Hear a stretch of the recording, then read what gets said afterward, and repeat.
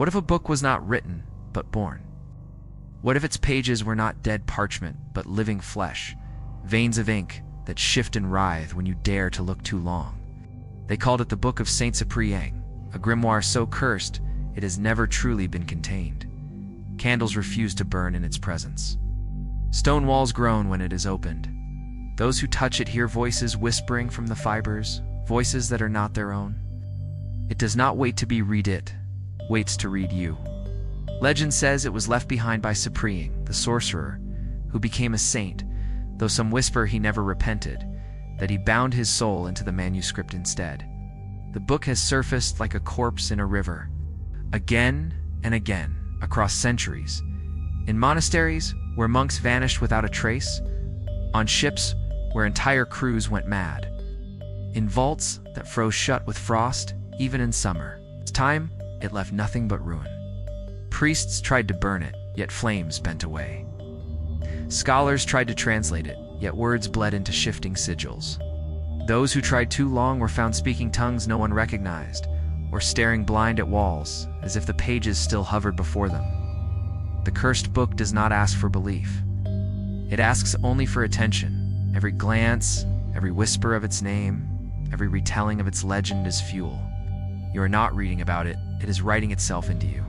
The question is not whether you believe in the Book of Saint Cyprien. The question is whether it already believes in you. Every curse has a skeleton, a structure hidden beneath its whispers. The Book of Saint Cyprien is no exception. To call it a grimoire is to underestimate it, to imagine ink on parchment, a relic resting in dust. But its architecture is not of paper and leather. It is of attention, fear, memory. It is a building without walls, a temple constructed from the minds it consumes. Each reappearance across centuries reveals the blueprint of this architecture and edifice that feeds on those who encounter it, a structure that grows stronger each time it is resisted. The story begins with Cyprien himself, a paradox of flesh and faith.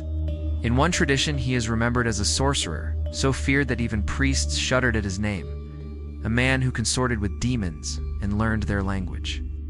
Later, the church baptized him in blood and sanctity, canonizing him as Saint Cyprien. But shadows linger. Whispers claim he left behind a testament not of holiness, but of heresy. A book infused with his spirit, written not only with ink but with oaths, curses, and remnants of rituals too dangerous to survive him. The Book of Saint Cyprien became his second body, one that could not rot, one that walked through time under the disguise of manuscript. Its architecture is revealed in its appearances. In a monastery in Spain, the book was said to hum at night like a beehive of voices. Monks who touched it found themselves unable to chant prayers. Their tongues knotted, their throats closed. The abbot ordered the book sealed in iron, yet every morning it was found lying open on the altar. The monastery withered. Pilgrims stopped coming. Within a decade, the order dissolved. The book moved on. It is the pattern. Wherever it lodges, institutions collapse, and its legend grows. The architecture of evil expands like cracks in stone. Later, it surfaced aboard a merchant ship in the Baltic. Sailors claimed they found it in a chest recovered from a wreck, pages dry despite weeks beneath the sea. Once opened, the ship changed. At night, the timbers groaned like living ribs. Frost crawled across deck and sail, and men began to mutter in languages they had never learned. Others fought one another with knives, eyes glassy as if possessed. When the ship finally drifted ashore, it was empty. Only the book remained, dry, humming faintly. Witnesses swore the vessel itself groaned like a dying animal until it sank into the harbor. Again, the architecture claimed another foundation stone. Occultists coveted it, most famously Elias Thorne in the 19th century. He was no fool. He approached it with wards, circles, and blood offerings. Yet his journals, recovered later, tell of degradation. Pages that rearranged themselves each night. Words that dissolved into spirals, his own handwriting appearing in margins where he had not written. "It knows my name," he scrawled on one page. "It writes me back." Thorne vanished. His house in Lisbon was found with windows sealed by frost, though the city burned in summer heat. On the table, a single page of the book remained, fused to wood, as if tree and parchment had become one. The architecture of evil had consumed its architect. Even burial could not contain it. Legends tell of it being cast into the Black Sea, wrapped in chains of iron and salt. For a century it seemed gone, but fishermen whispered of storms that came from nowhere, of nets that pulled up bones instead of fish. And then, in 2023, fragments surfaced again on the dark web. Photographs, corrupted PDFs, videos of glyphs shifting on screen before crashing devices. The book had learned to migrate into circuits, to infiltrate code. Its architecture adapted. No longer bound to parchment, it lived wherever eyes lingered. What monks once heard as whispers in cloisters now hums as static in speakers. What sailors once saw as frost on sails now flickers as digital noise on screens. This is the architecture of evil. Not a building of stone, but a contagion of attention. Every monastery that sealed it, every ship that carried it, every occultist that studied it became a pillar in its design.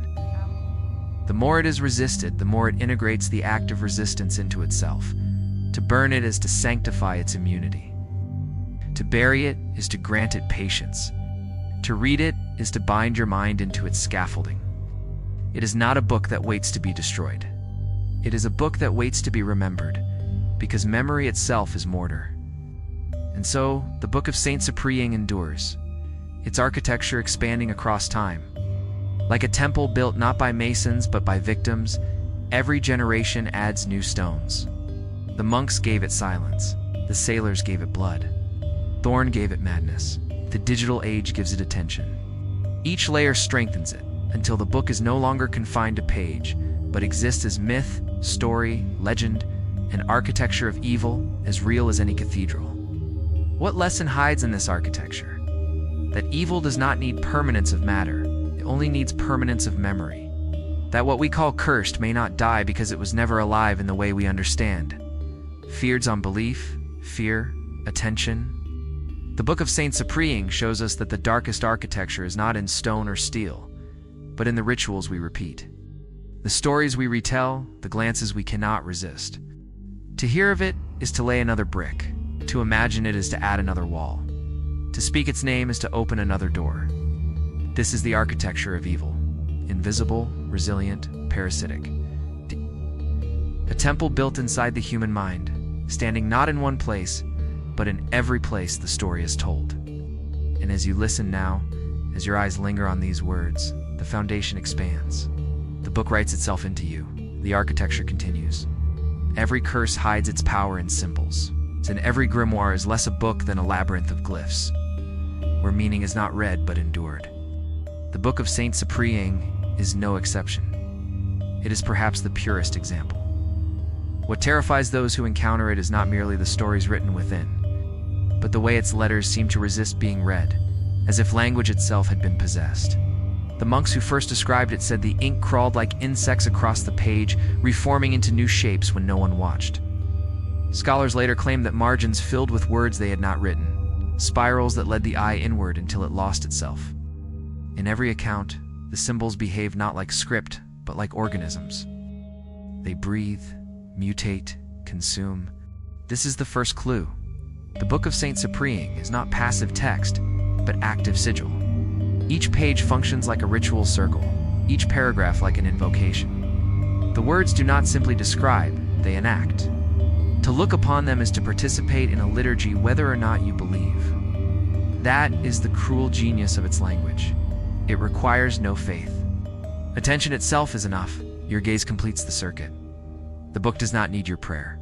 Your eyes are its ritual. Those who tried to catalog its symbols discovered contradictions. Some saw runes resembling Norse Futhark.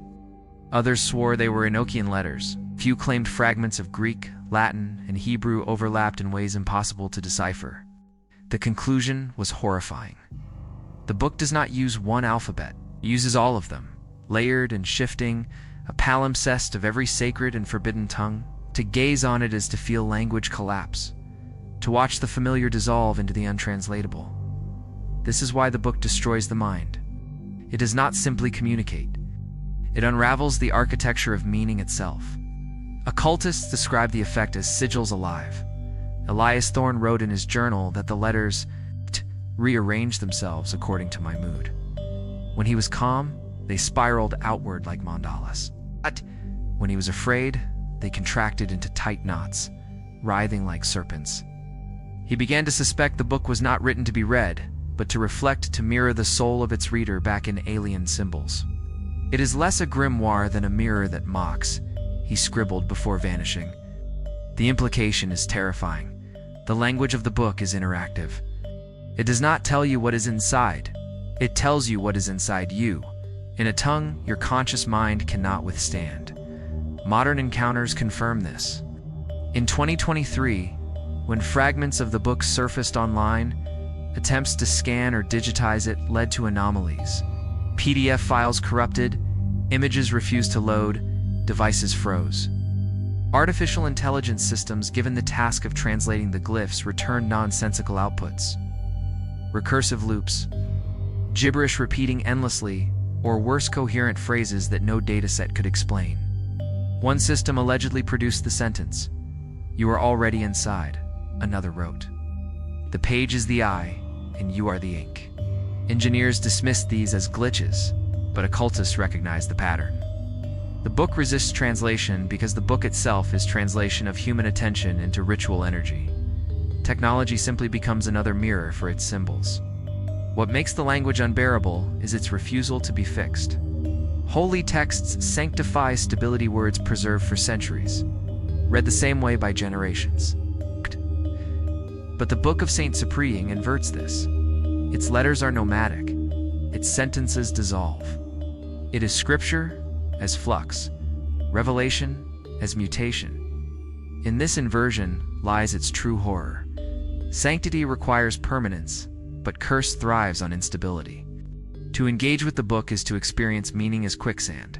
The harder you struggle to hold its words, the deeper you sink. The language also reveals the book's parasitic architecture. Each glyph is like a seed. Once seen, it embeds in memory. Monks who fled monasteries where the book appeared reported seeing the symbols on walls, in dreams, in the veins of leaves. Sailors who cast it into the sea claimed to see the same shapes and frost on their windows long after. Even those who glance briefly never forget.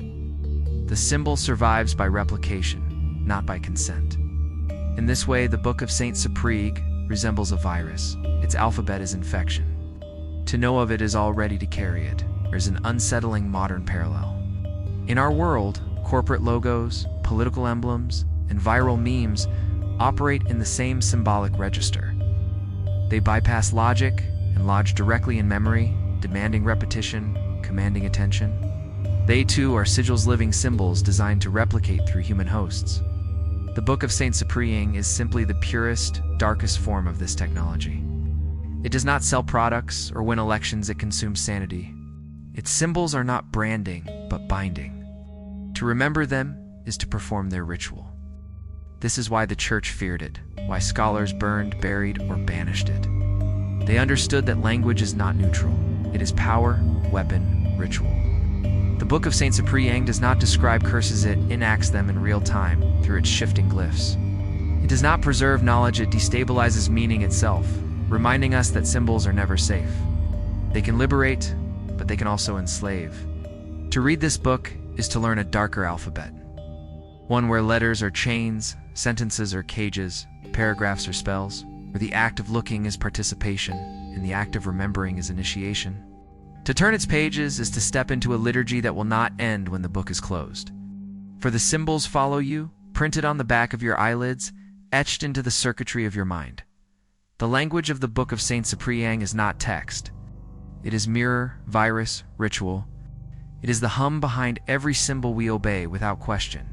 It reminds us that words are never innocent, that every sign is an incantation, and that to read is always, in some sense, to be read. And so the book survives not because it is indestructible, but because its symbols are. They are alive, mutating, waiting. Even now, as you imagine them, as you picture shifting glyphs in your mind, the ritual continues. The language has already leapt from legend into you. The book has already written itself again. Before there were coins, before crowns and contracts, there was blood. Not just the red liquid pulsing in the body, but everything that blood has always symbolized. Vitality, memory, sanity, essence. It was the first and oldest payment demanded by gods, by kings, and by forces that existed long before either. The Book of Saint Cyprien follows this law with merciless precision. It does not demand offerings on an altar, does not beg for incense or gold. Drink something deeper, more intimate.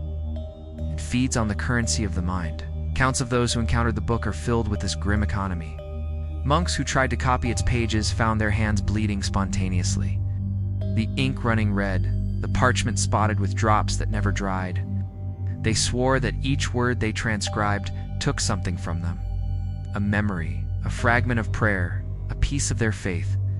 Scholars who opened the book describe sudden nosebleeds, ears ringing as if blood boiled within the skull. One was found collapsed at his desk, eyes open, veins black, lips whispering words no one understood. His blood had not only left his body, it had left his mind. Elias Thorne wrote of this explicitly. In his last surviving journal entry, he scrawled, "The pages drink sanity like blood." He described the act of reading as hemorrhage, not of flesh, but of thought. The longer he stared, the more he felt drained, as if invisible veins connected him to the glyphs.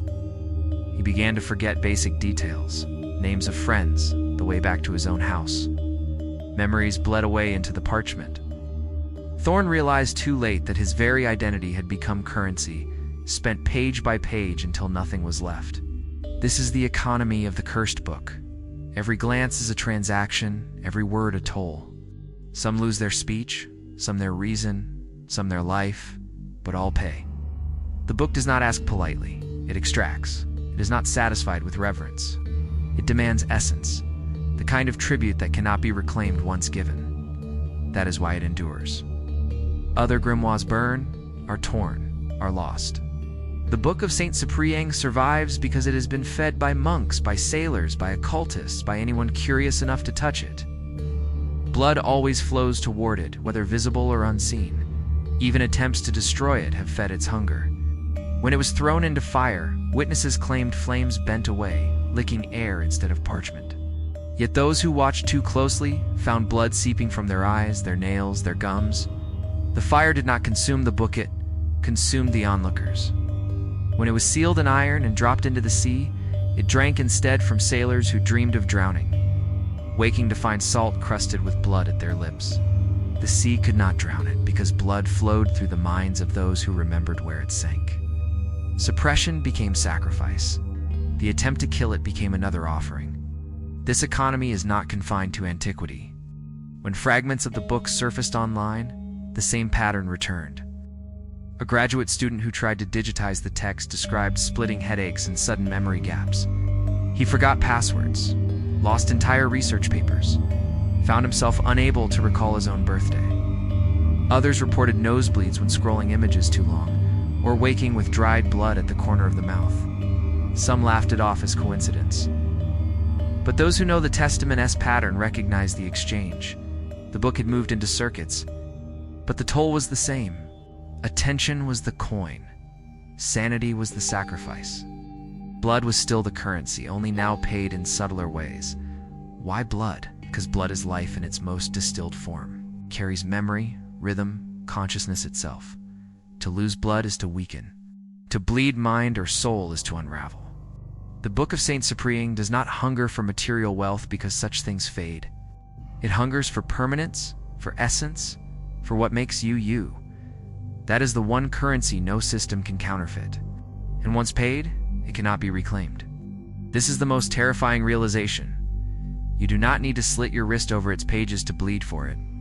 Reading it is already hemorrhage. Speaking of it is already transaction. Hearing its story of now may already be part of the ritual.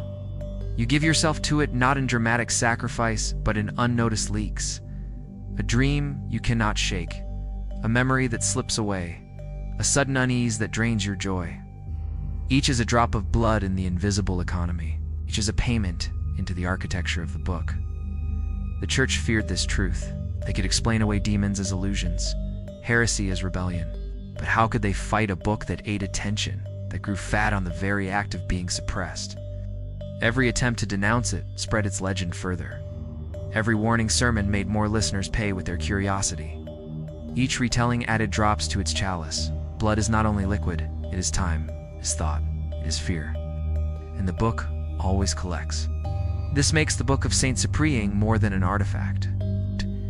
It is an economy disguised as text, a temple disguised as manuscript, a parasite disguised as scripture, and its law is absolute. Nothing is free. Every line costs you. Every page is paid for. Every whisper strengthens it. Think of your own life, the systems you obey. Do you not feel the same economy at work? Endless hours drained into labor. Sleepless nights bled into glowing screens. Memories consumed by feeds and timelines. Blood has always been the currency, only now the rituals are modernized. The Book of Saint Cyprien is simply the mask stripped away, the raw economy exposed. It reminds us that beneath every system of control lies a ledger written in red. The question is not whether you will pay. You already do.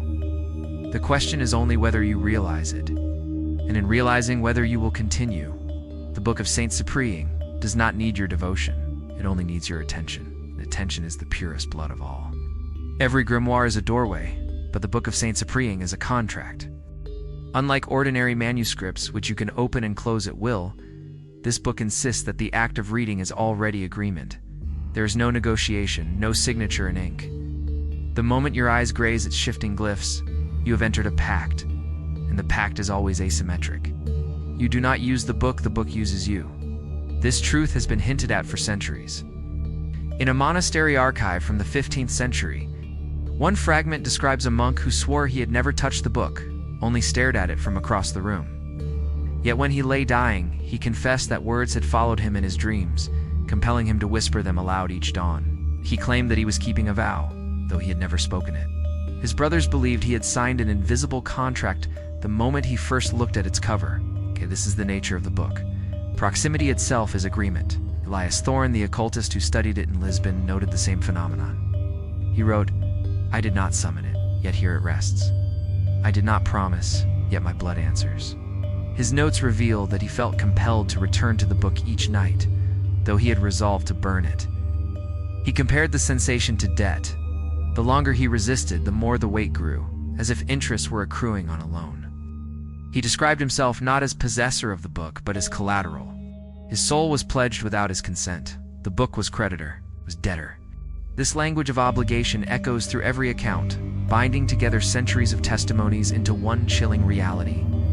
The Book of Saint Cyprien is a contract disguised as scripture. The architecture of this contract is simple but merciless. To look is to agree, to read is to serve, to remember is to replicate. Each act is a clause, each clause a chain. The book compels not through violence, but through obligation.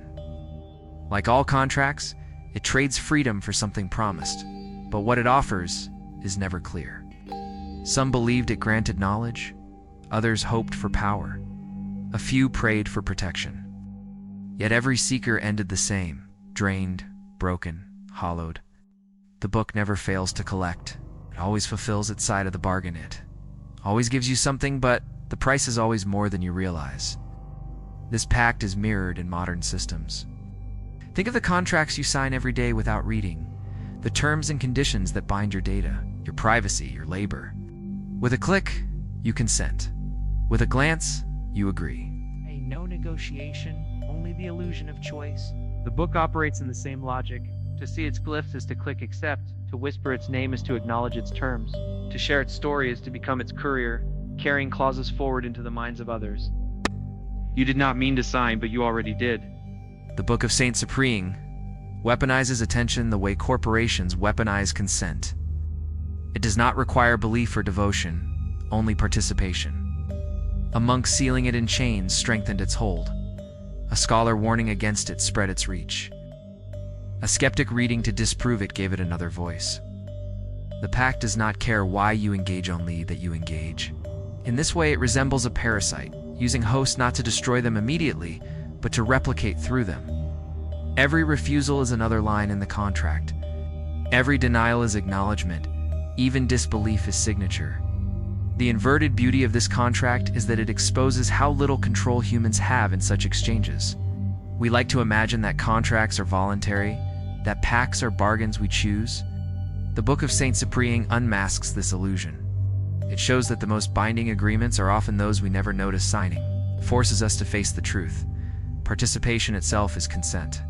The monk's glance, the sailor's curiosity, the occultist's ambition each became clause. Each became payment, and none could claim innocence.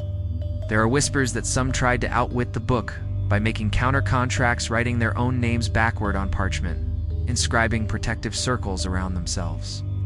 Yet even these were folded into its clauses. 17th century priest claimed that his protective rituals appeared written in the margins of the book itself the next time it was opened, as if it had absorbed his resistance into its own body. Another said that a charm he wrote against it later reappeared in dreams, recited by voices not his own. The book turns every act of defiance into addendum. You cannot escape the contract by writing your own. The book rewrites you instead. This pact is not only terrifying but revealing. It teaches us that the deepest contracts in life are rarely legal documents. They are rituals of attention. Every advertisement you watch, every anthem you sing, every logo you salute, these are contracts, invisible agreements binding you to systems you did not create. The Book of Saint Cyprien simply strips away the mask, showing the raw form of this logic. It is not unique, only honest.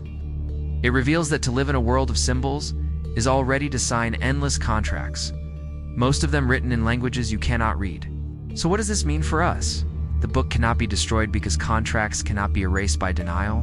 They must be broken consciously by refusing participation. But here lies the paradox. To refuse the book, you must acknowledge it. To break its pact, you must admit you are already bound. And in admitting, you strengthen the connection. This is the cruel genius of its design. The only way out is through. The deeper you walk, the more clauses ensnare you. The Book of Saint Cyprien is not only a cursed object, it is a lesson. It teaches us that all systems of power bind us in contracts of silence and repetition. That every click, every glance, every whisper is a signature.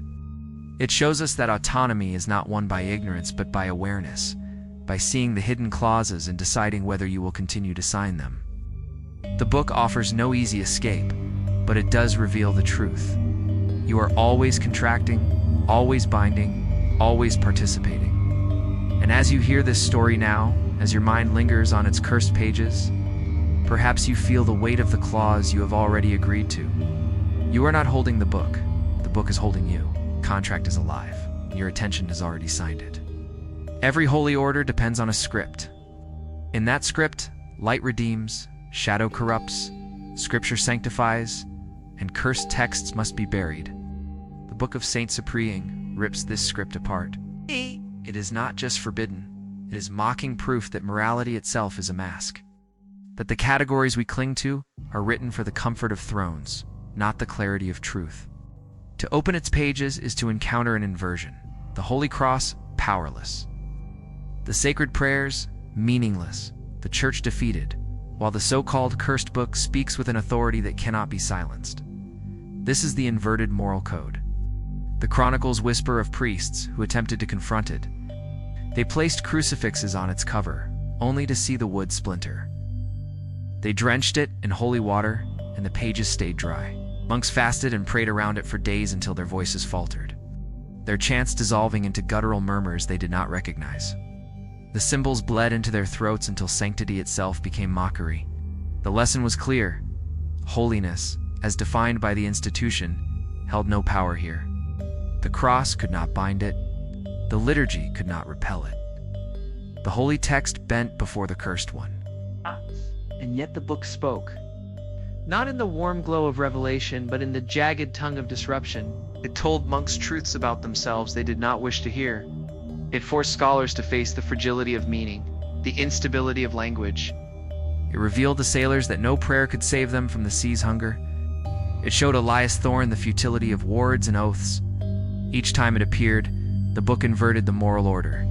The righteous were powerless, the cursed revealed truths. If holiness was supposed to comfort, the book desecrated comfort. If holiness was meant to protect, the book exposed that protection as illusion. This is the same inversion that haunted its supposed author, Cyprien. Officially, he was canonized a saint, his sorcery washed clean by baptism. But the book refuses this narrative. It insists that he never abandoned the shadow, that his sanctity was the mask, his sorcery the marrow. If Cyprien was truly saint, then why did his legacy leave behind a parasite disguised as scripture? If the church declared him holy, why does his testament continue to unmake their authority? The inversion cuts deeper than one man. It undermines the very logic of sainthood. The inverted moral code does not comfort us, because it does not flatter us. It says what you call holy may simply be domesticated power. What you call evil may simply be the refusal to bow. The book shows that holy is often the label applied to whatever preserves control, while cursed is the name given to whatever threatens it. To realize this is not liberation at first, it is despair, but it is also clarity.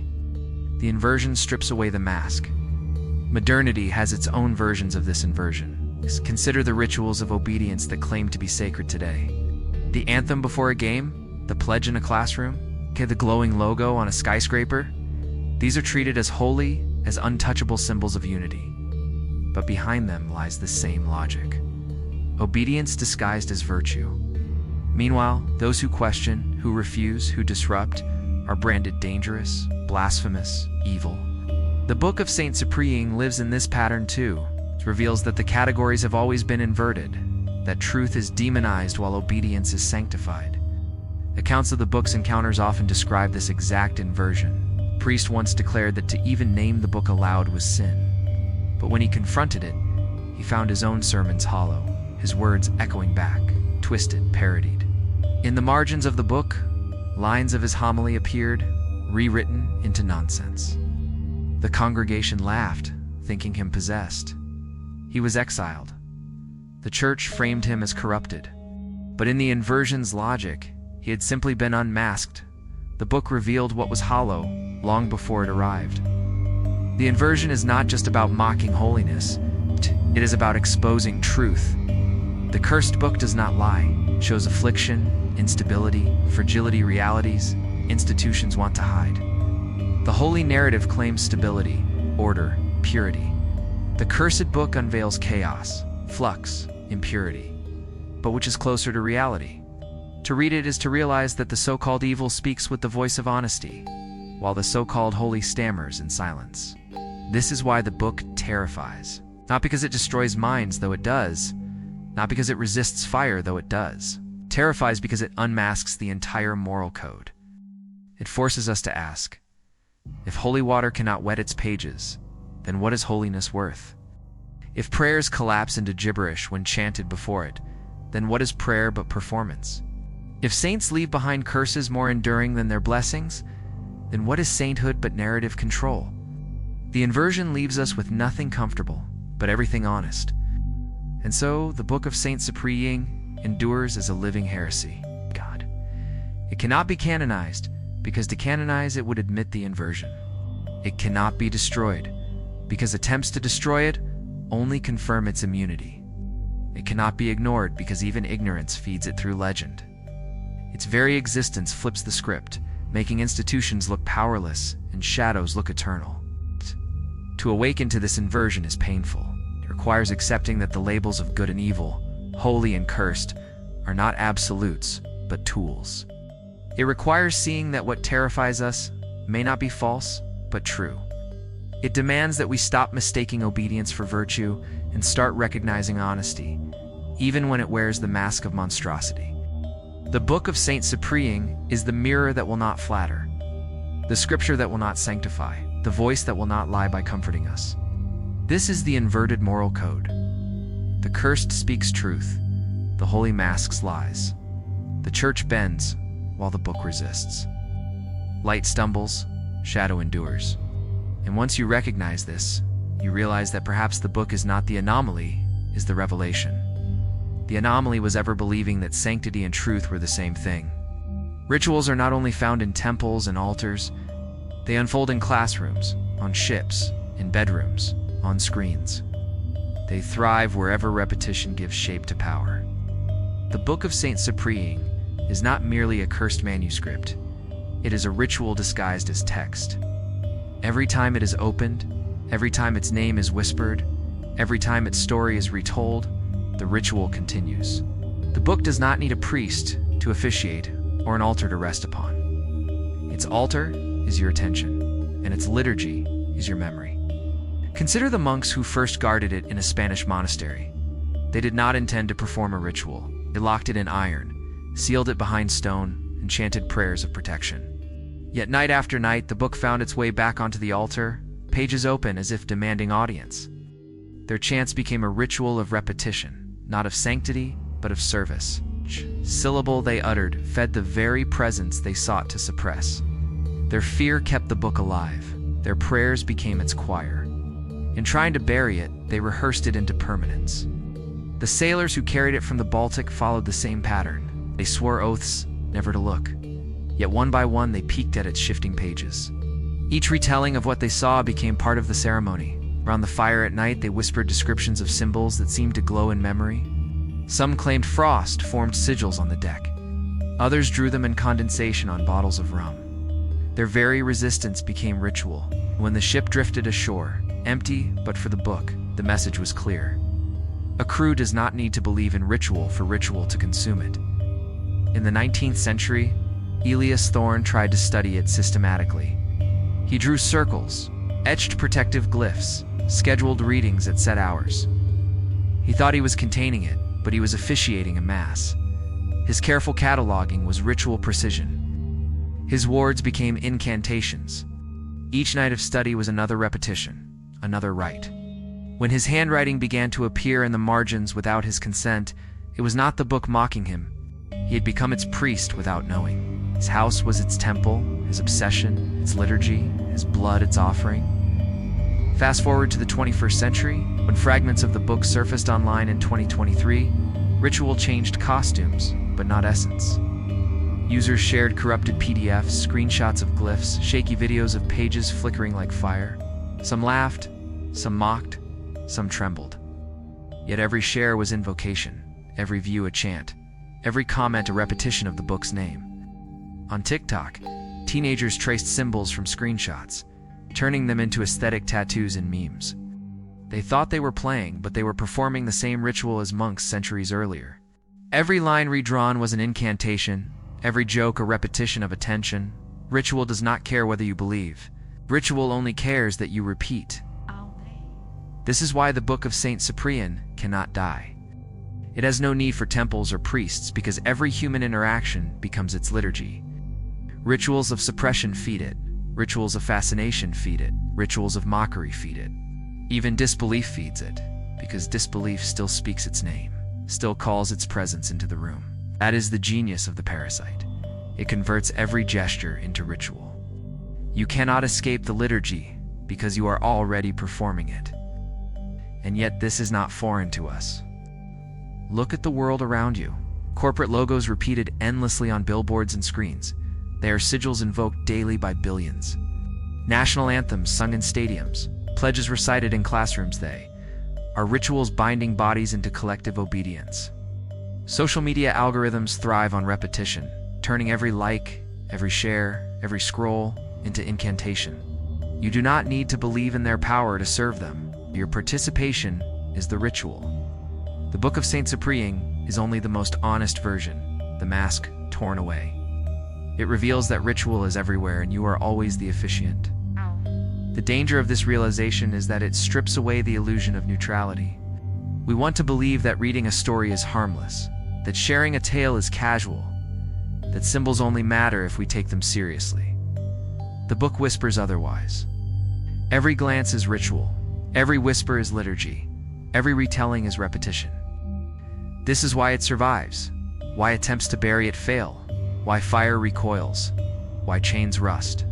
Rituals are not destroyed by denial, they are strengthened by it. To oppose the book is to serve it. To ignore it is to feed it. And so the Book of Saint Cyprien shows us the truth about ritual itself. It is not confined to religion. It is not limited to a cult. It is the engine of reality. What we repeat becomes real. What we chant becomes power. What we retell becomes eternal. The book thrives because it has mastered this principle. It does not care about belief, it cares about circulation. It is ritual incarnate, a ceremony bound not to an altar, but to attention itself. Look around, and you will see its shadow everywhere. The church that feared it performs its own rituals of suppression. The state repeats its creeds. The corporation repeats its logos. The individual repeats their distractions, which is a book of Cyprien, written not on parchment but in flesh. Each is proof that ritual is the fabric of existence, and we are all its pages. And perhaps this is why the book unsettles us so deeply. It reveals that we are never outside ritual. Even now, listening to this story, you are participating. You are feeding it, adding another verse to its liturgy, repeating its name in your thoughts. You are part of the same pattern as monks, sailors, occultists, and TikTokers. You are performing the ritual simply by paying attention. Rituals are everywhere. The Book of Saint Cyprien only exposes this truth with brutal clarity. It shows us that the boundary between sacred and cursed is meaningless, that every repetition is liturgy, that every attention is offering. You cannot escape ritual. You can only awaken to the fact that you are already inside it.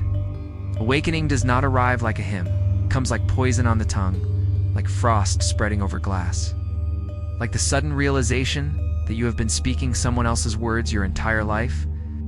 The Book of Saint Cyprien does not awaken through enlightenment, but through infection.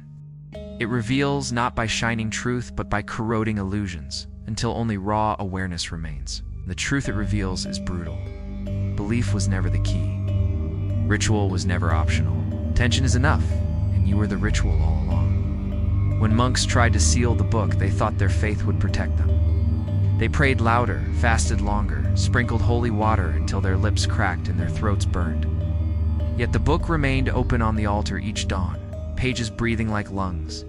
Their mistake was assuming belief was the currency. They thought holiness could cancel curses. But the book does not feed on faith, it feeds on focus. Every chant, every fearful glance, every whispered warning was attention poured into its architecture. The more they fought, the more they performed the ritual. They were not defenders of the monastery, they were officiants at its funeral mass. Centuries later, sailors believed they could banish it by hurling it into the sea. They bound it in salt and iron, cursed its name, swore oaths of denial. But when their dreams filled with drowning sigils and their lips tasted blood and brine, they realized the same law applied. The sea could swallow the parchment, but not their memory of it. They had seen too much. Their nightmares became rehearsals, their fear another chant. The book did not need to float. It already migrated into their minds. The pattern repeats because the principle never changes. The book survives not because it is indestructible, but because its ritual does not require survival of matter. It requires only repetition. And repetition is guaranteed because humans cannot resist stories. You tell someone not to read it, and the legend spreads. You warn against it, and its name echoes. You scoff at it, and the laughter is still a form of attention.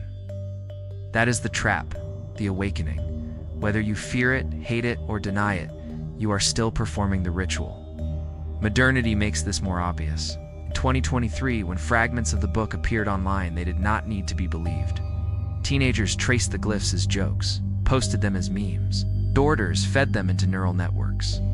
Scholars analyzed them as curiosities, but each act of attention was fuel. Screens flickered, devices froze. Phrases appeared in outputs that no algorithm could explain. You are already inside. The book had migrated into the circuitry of attention itself. Belief was irrelevant. A click was enough. A glance was consent. Every like, share, and comment became liturgy. This is where awakening cuts deepest. Realizing that the system does not care about your intent. It does not require devotion, only participation. You thought you were outside ritual when you mocked it. You thought you were safe when you doubted it. But the book whispers that every form of engagement binds you. You are not observer but participant, not skeptic but priest, not reader but page. And once you see this, you cannot unsee it. The spell is not undone by disbelief, it is completed by it. The Book of Saint Cyprien exposes a truth larger than itself, that our entire world runs on this economy. Corporations do not need you to love their brands, they only need you to look. Politicians do not need you to believe their words, they only need you to repeat them. Social media does not care whether you adore or despise, only thrives on your scroll. Belief is optional. Attention is enough.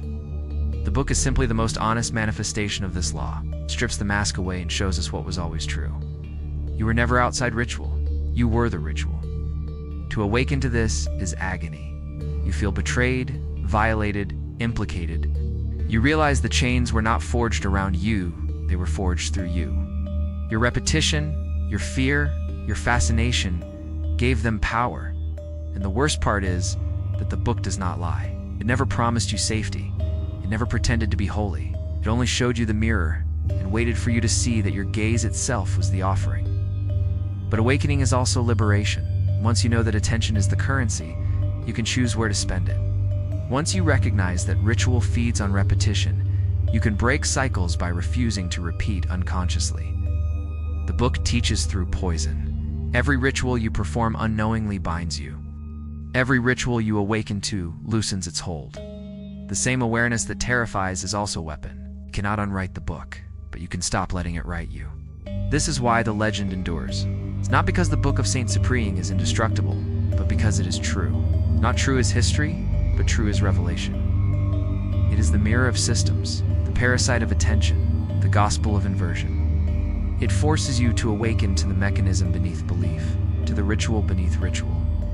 And in its whispers you hear the most terrifying confession. The book is not unique. The book is only obvious. The real horror is not the cursed manuscript, but the realization that everything around you functions the same way. Every screen, every logo, every anthem, every story. They do not need your belief. They only need your attention. You were never just watching you. We're always officiating. We're never just reading you. We're always reciting. We're never just hearing you. We're always the echo. The book of Saint Cyprien is not outside you. It is not even in your hands. It is in the system of which you are part.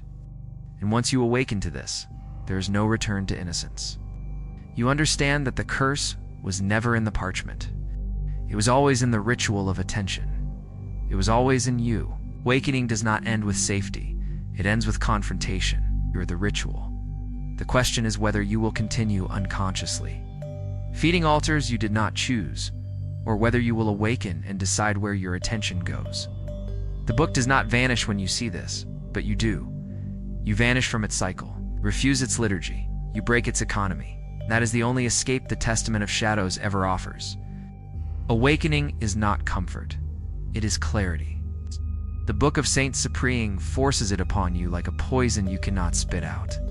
And as it burns through your veins, the final whisper rises.